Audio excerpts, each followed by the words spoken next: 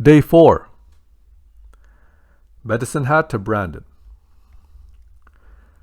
Being an early riser, I awoke to a bright and sunny prairie sky, urging me to continue with my travels. I completed my morning routine and fired up my beast. Onward towards the east coast as I turned into Trans-Canada Highway number 1. From this point, the highway widened, separated the directions, and was in good condition, while the seemingly endless plains appeared. While I left the raw, rugged landscape of the Rocky Mountain Range prior to arriving in Calgary, this was where the fastest and easiest part of the drive would take place. I passed numerous farms, countless heads of cattle, and grain elevators of all shapes and sizes. This is where I felt the vastness of Canada. I arrived in Moose Jaw at around lunchtime, and I decided that it would be great for me to explore some culinary food in downtown. What could Moose Jaw possibly offer that was remotely comparable to Victoria? I parked downtown and walked around until I thought I would find something. I felt inclined to have sushi, so hunting for a sushi restaurant was my goal. I seen a sushi restaurant in the distance and headed towards it. However, across the street I seen a restaurant that advertised Thai food. This struck me right away, as I haven't had great Thai food in years. I quickly changed my decision and my direction, as I was to enjoy Thai food for lunch. As I approached the restaurant, it seemed quite a bit lackluster from the outside. It advertised both Canadian and Thai cuisine, which gave me a red flag. In my past, any restaurant that advertised an ethnic cuisine and Canadian cuisine was always a disappointment. I followed through with my decision and entered. I was greeted by a man who looked completely out of place.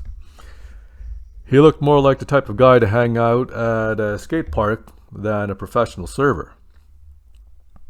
The decor was cheap but nice. Some paintings and random Thai artifacts were strewn about the restaurant. Far from elegant, but far from fake. I still had reservations in my head about this. I could change my mind and come up with an excuse to cancel, but I went on with the order. I ordered the satay as an appetizer, and for the main lunch entree, I ordered shrimp in Thai sauce with rice.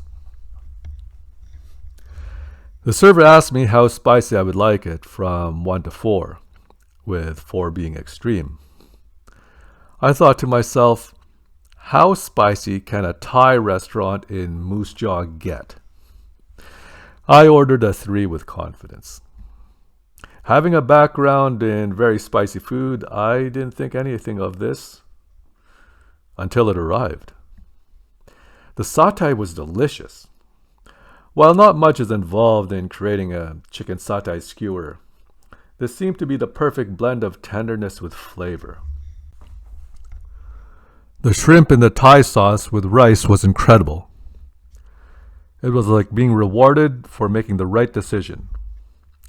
All my doubts of how the food was in this restaurant faded and was replaced with explosions of flavor and downpours of sweat on my face. This was truly spicy. If this was a 3 out of 4, I could not imagine what a 4 out of 4 was. It'd be hot enough to cause climate change. While the food was far from cheap, it was generous in its portion size. I left a handsome tip to the skaterboy with many thanks for a wonderful meal. This was a nice little surprise in an otherwise bland city. I left downtown Moose Jaw, if it could even be called downtown, and again headed towards east on Trans-Canada Highway number 1. After driving what seemed to be another endless drive, I arrived in Brandon in the early evening. This was where I would settle for the night, with another day behind me, and another adventure in store for tomorrow.